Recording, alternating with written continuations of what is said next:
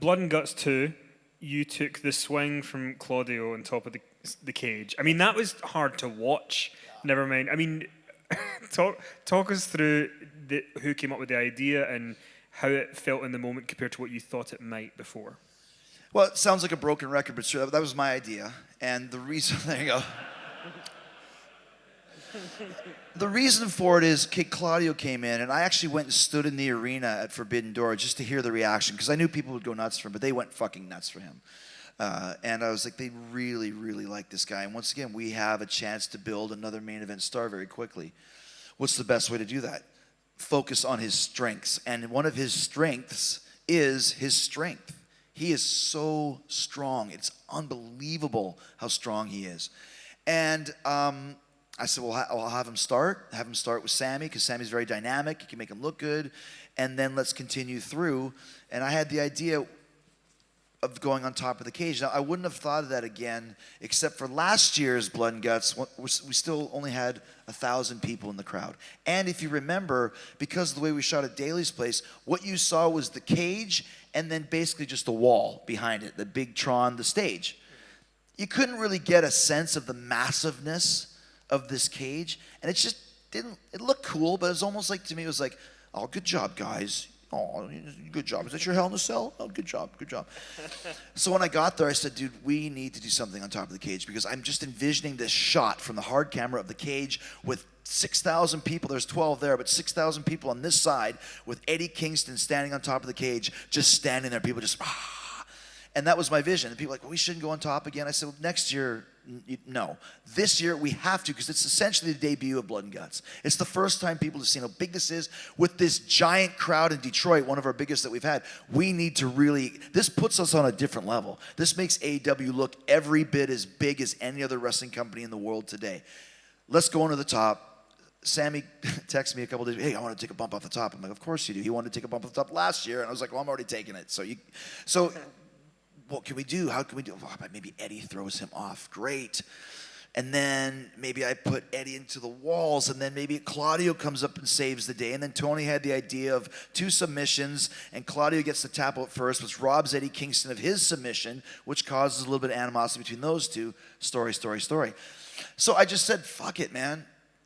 When he comes up there, you got to give me the swing, because people love he gave Cool Hand Ange 20 spins at Forbidden Door. People were going bananas for it. So I was like, dude, you got to give me the spin on top of the cage. And he, when I got there, he said, I can't do it. I said, why? He said, because everywhere that I spin, the chain that lifts the cage is in the way. And I was like, well, we could do it on the edge. He goes, you can't do it on the edge. It's insane. I said, why? I said, you're the strongest guy. Like, I would not have done that with anybody else on the planet. But with him, I took that spin many, many times. And I was like, dude, you're in total control. We can do it. We're not that close to the edge.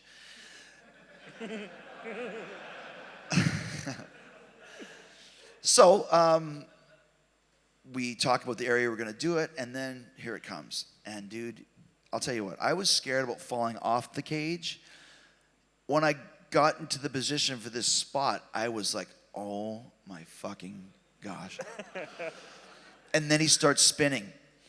Now, there was 7 rotations, which seemed like 1,000 hours to do those 7. It was 10 seconds.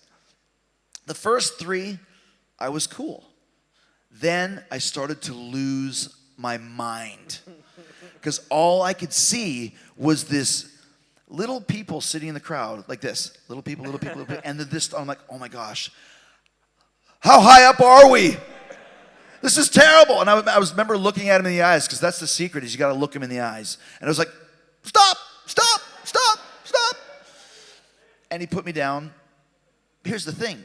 Watching it back on TV, he was so in control, and he didn't move out of this one little semicircle. And we were probably, I say, this far from the edge. So there's really no way I can fall unless he loses his balance. And whoa, he wouldn't lose his balance.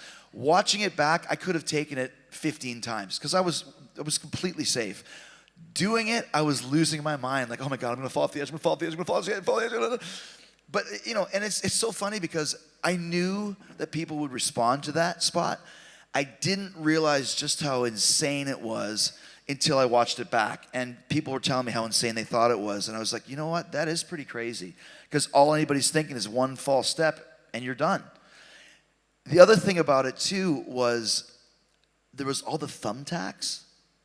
And so I took a picture and posted on Instagram. The bottom of my boot was completely covered with thumbtack, okay? Earlier in the day, we're walking on top. You're going through stuff. You're climbing the outside to get to the top of the cage. Now add, I don't know, 100 thumbtacks on your boots. It's like skating on ice. It's like walking on ice. Steel on steel with no traction. As soon as I went out and put my foot on the rung to start climbing, I was like, there's no traction on this fucking thing. I get to the top. I'm with Eddie fighting, and literally, the swing was completely traction. I'm walking like near the edge, and I'm like sliding. There's no track, and I'm trying to like do this on the grate of the cage to get the tacks off. They're not coming off, and I was just remember going like, that's why there's a big fight scene that Eddie and I did on our knees. Because I was like, you know, you do the thing where you like, you know, fight forever, and you're, oh. And the reason for that was, I said, I can't stand up. There's too many, I got too many tacks on my feet. I'm slipping around all over this. I'm like I'm fucking walking on ice. So that's what we're talking about, you know, 20 feet above you guys. As we're fighting each other, I'm telling them, I got tacks on my boots. I'm going to fall. But I think it worked out really, really well. And I think we really put Blood and Guts on the map and took it to the next level to where it's as impressive as anything you'll see in pro wrestling at any point in time. I'm not going to tell anybody not to go elsewhere because I did it. I've done it for years. I did it to come to AEW. I walked away from WWE. When I signed my AEW contract, Vince McMahon said, can you get out of it? I'm like, no, you told me to go here. You know, same thing happened when I left WCW to come to WWE. Sometimes you got to take a chance, and if you believe in yourself and feel that you're not getting your due, then you got to go elsewhere. So once again, if Max or anybody else, you know, Cody, if they want to go elsewhere, I mean, that's kind of just the way it goes.